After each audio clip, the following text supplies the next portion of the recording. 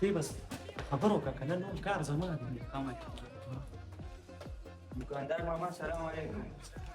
راشه دا شي په ځو کې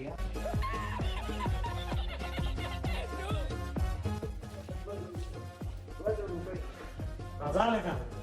راځه بس سودا نه کیږي راځه چې ځو صحیح دی